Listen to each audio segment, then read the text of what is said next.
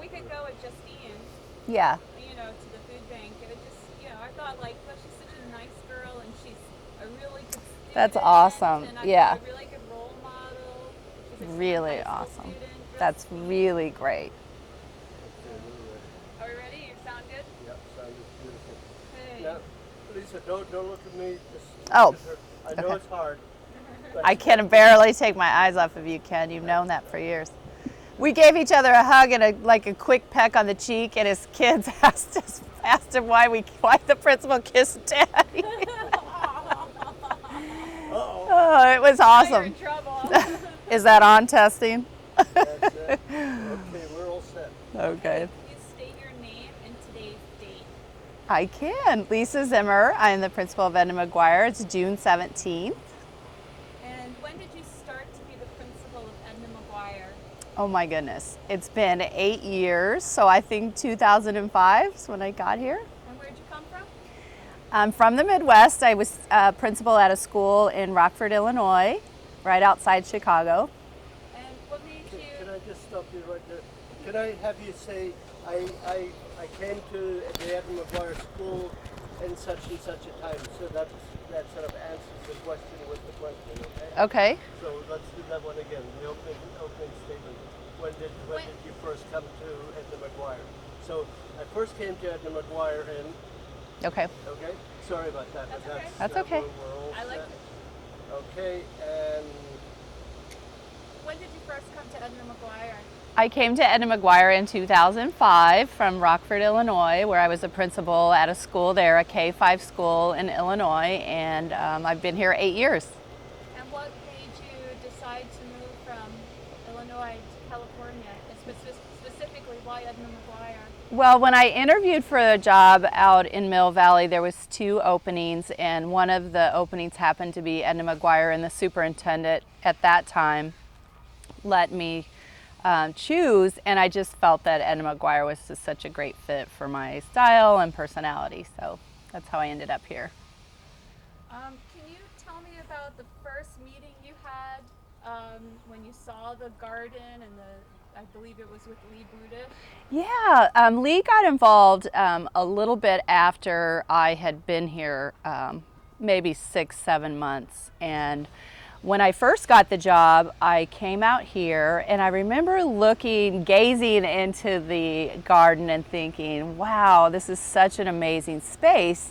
But it really had been, I don't want to say neglected, but just underutilized by the students. It needed a lot of care, and I don't think at the time there was really a force of people or volunteers to really take that on. So it was intriguing, and I was thinking, what a great opportunity for kids. It's such a great space, and there was already so many lovely things here that we could use to teach the kids the curriculum. So, Can you tell me about the process of when you started with making the garden into yeah, space? so there was a rumor that there was a wonderful lady named Lee Budish who was such an avid gardener herself, and that her daughter was, I think her daughter was in 3rd grade or 4th grade at the time, and she had been approached before, but it was such a massive undertaking that when I met with her, we came out into the garden, and we actually met in the garden back behind the shed at a table, and we sat down, and there was this big piece of land that didn't have garden beds or anything. The garden beds were actually on the ground, and we had noted that the kids really had a hard time because the gophers pretty much ate everything that they grew. So that was one of the things. The enthusiasm dies when you plant things and you can't see them grow because they're gone. And so Lee and I sat down, and she was just very enthusiastic, and we talked about how to do the business plan and how to write the plan so that it was really a gift to the school. And she really she worked day and night, and she and I agreed that, she said, if you make the decisions and you support the decisions behind this, I'm in 100%. So that's we made this kind of a partnership, and we both really liked each other personally and just had the passion for the kids, so it was a good match. Great. And you tell me any specific experiences that you've had in the garden throughout the years with the kids? Or special moments? Yeah, there's so many. Every single person that has come out here, every teacher or garden parent or volunteer throughout the years has just added their own touch, and it was really just a labor of love. So we started out, Lee and her husband Jim got many volunteers to come out here on Saturdays, and that's how the parent workday started, was that we just kind of started advertising who could come out. And of course we started out weeding because there was just so many weeds, and trying to clear out places for kids to sit, and then taking what had been built before, because there was a lot here already that at one time was very utilized by the kids at different times, and so we took those spaces and kind of cleared them out. And then like every weekend that went by, there was more and more love, like people that came and said, I live in an apartment, I don't have a place to work, or I don't have a garden space, started coming on Saturdays and lending a hand, and master gardeners, and it just, the idea of it just became so beloved that more and more people started to join. So when that started happening, it was like, it's like anything, it gets contagious. And so the garden beds started to be built, and volunteers came out on Saturday and sometimes Sundays, and it just, I don't know, the love of the garden just grew and grew into this magical space.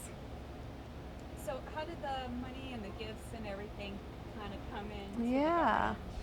Well, again, that was kind of contagious. We started looking at grants, and what happened was, as people started to see the change in the garden and how it began to just invite you in, because it was so lovely, and it was the flowers and the produce that was starting to grow in the garden beds. Again, it was so magical that people just wanted to be here. And so the money, it was kind of that kind of thing. It just started to come. Wells Fargo got involved with a donation, and Margaret Tormé, who was one of the PR folks that started with us. She's no longer with us, but her spirit is here, and she was such an avid gardener and just an advocate for children, and so she helped, and Linda Applewhite, and so we started just marketing it as this place that kids were just running to. They wanted to be here all the time. We had to try to shoo them out when the bell rang for time to go back to class, because they wanted to stay out here. And then just people that just felt that this was so important for kids just started donating. And there was a family, their son has graduated, the Friedmans. They had twin boys, and she had lost one of her boys, and she donated in memory of him. And so there was just all these things that started just snowballing, and everybody just got on board, and so it's been wonderful. Great. What have been your favorite activities with the kids in the garden? That's hard to pick, because there's so many. We've added on every year. The ladybug release is always just so fun. As part of the learning aspect of it, keeping insects down and that kind of thing, the students learned organic ways to do that. And that's how the ladybug release started, with Lee Budish, and the ladybugs were donated by Sloat.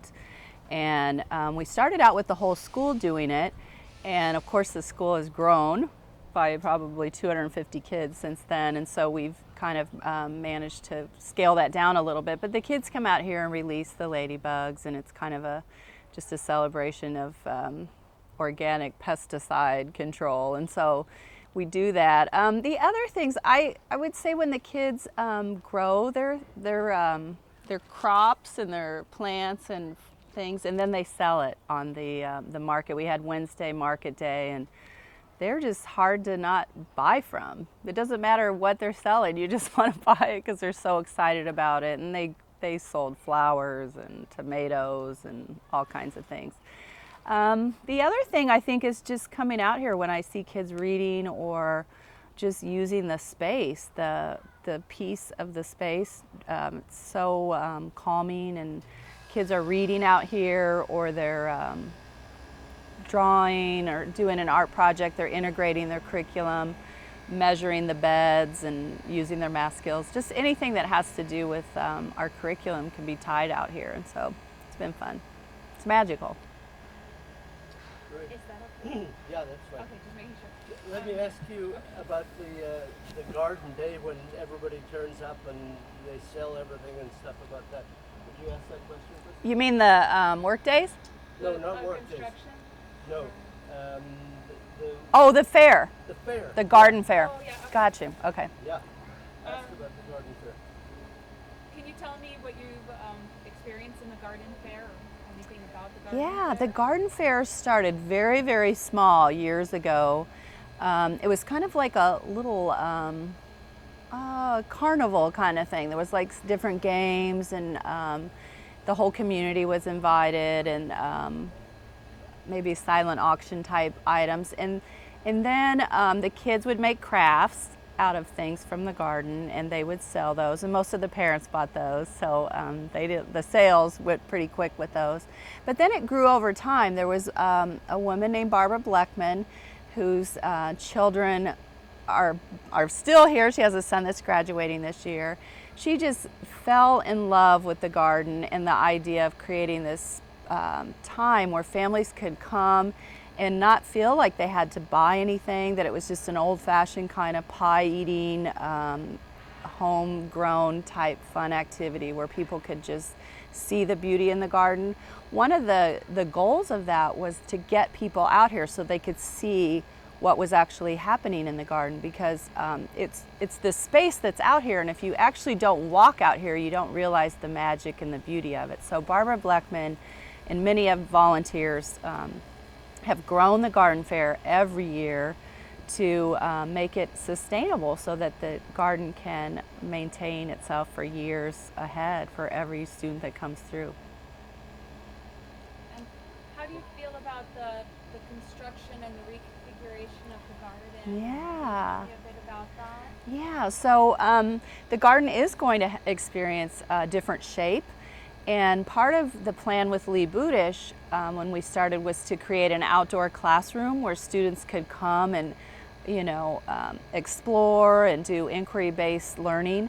And what we ran up against at the time, we had some volunteers to build it, but then the way the school was configured, that we weren't really accessible to all children through ADA, and so we had to back up a little bit from that plan. And then when we learned that we were getting a new school, the plans for the outdoor classroom were put on hold, knowing that that would be the goal of the reconfiguration. And so now, it's been a long process through the design of it, but it's going to be an amazing outdoor classroom where it's going to be two-sided with walls, with cabinetry, so kids can do some cooking and preparation of their vegetables and things like that.